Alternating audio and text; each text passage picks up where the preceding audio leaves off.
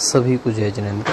आज हम भक्तामृत स्तोत्र के इस क्रम में 29वें नंबर के श्लोक का उच्चारण एवं नमस्कार तो देखेंगे। अभी तक हम क्रमशः 28 श्लोकों का अध्ययन पूर्ण कर चुके हैं। आज हम अष्ट प्रातिहार्यों के अंतर्गत सिंहासन प्रातिहार दूसरे प्रातिहार का यहाँ पर वर्णन देखेंगे।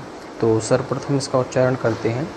सिंहासने मणिमयूख शिखा विचित्रे विभ्राजति तव वपुः कनकावदातं बिम्बं विलसदंसुलतावितानं तुंगोदयाद्रिशिरसीव सहस्ररश्मिः।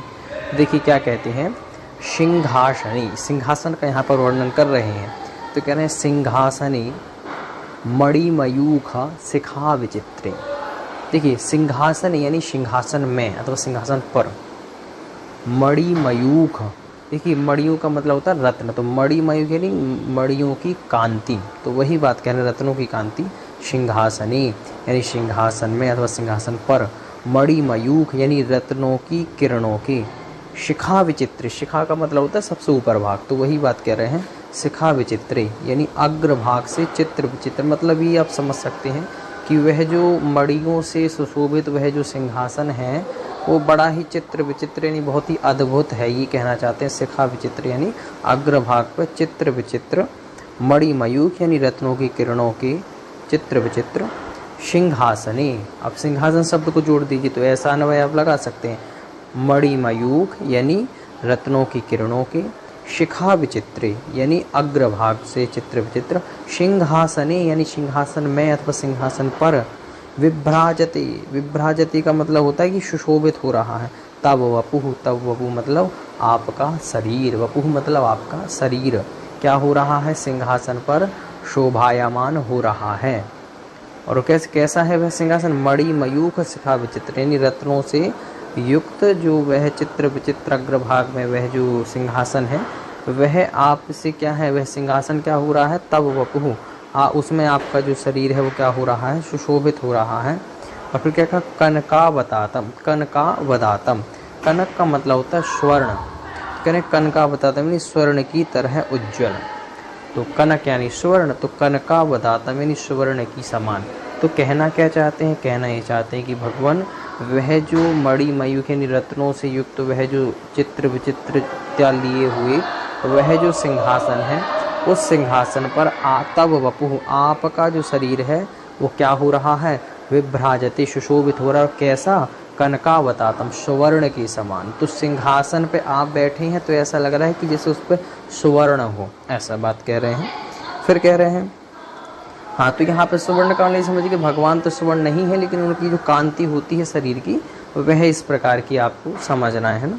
तो कह रहे हैं बिंबम, अब देखिए आगे उदाहरण भी दे रहे हैं, बिंबम वियद विलसद अंशुलता वितानम। तो बिंबम को अभी छोड़ दीजिए, आगे देखिए वियद विलसत, वियद विलसत का मतलब होता है कि शोभायमान हो रहा है, तो आकाश में शोभायमान हो रहा है, वियद विलसत यानी आकाश में शोभायमान हो रहा है। अंशुलता वितानम, अंशुलता वितानम का मतलब कि किरण, जो उसकी किरण है उस किरण की बात कर रहे हैं। अभी बताएं किरण किसकी, तो अभी आगे सहस्र रश्मि शब्द लिखा है उसके साथ उसका अन्वय बैठेगा कि वियद विलसत यानी वियद विलसत मतलब शोभायमान है। अंशुलता वितानम यानी किरण रूपी लता के समूह के समान, अथवा आप ऐसा भी लगा सकते हैं कि किसके समान, किरण, जो उसकी किरण है उसकी बात कर रहे हैं। तो क्या कहा, वियद विलसत आकाश में शोभायमान है, अंशुलता वितानम यानी किरण रूपी लताओं के समूह जिसका ऐसे। फिर क्या कहा, सहस्र रश्मि, अच्छा सहस्र रश्मि आगे शब्द है, देखिए अंत में लिखा हुआ है चतुर्थ पंक्ति में सहस्र रश्मि, तो उसके लिए ही बात कर रहे हैं। तो सहस्र रश्मि ही, सहस्र रश्मि जिसकी हजारों क्या है रश्मि अथवा उसकी कांति है, तो उसकी बात कर रहे हैं, तो सूर्य की।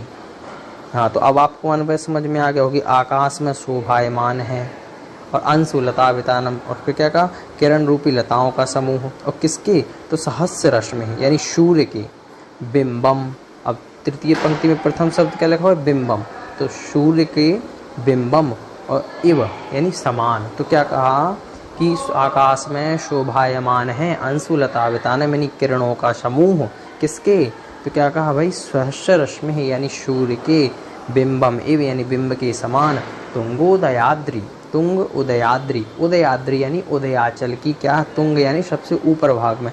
तो कह रहे हैं कि वह जो पर्वत है अथवा उदयाचल जो पर्वत है उसके ऊपर जब सूर्य की जो किरण जिस प्रकार से शोभायमान करती हैं, अब देखिए शिखर है और वहाँ सूर्य उदित होगा तो उसकी किरण कैसे उसको प्रकाशित कर रही हैं, ऐसे ही कह रहे हैं कि भगवान आप भी जो हैं इस सिंहासन पे क्या है, इसी के समान शोभायमान हो रहे हैं। आप मतलब ऐसा समझ, आपका जो शरीर है वह इतनी कांति वाला है कि सूर्य के समान कांति वाला हम इसको लगा सकते हैं ना।